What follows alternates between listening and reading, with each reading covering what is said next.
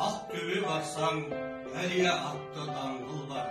Мәңгілік алау аздады мұнда сан жылдар. Елдікке ғана, ерлікке дара бастаған, тоғыстан сонда, соғыстан қалған тағдырлар. Көшесін көркем, жырлайды мінсіз ақындар. Рухы бекем, тыңдайды үнсіз батырлар.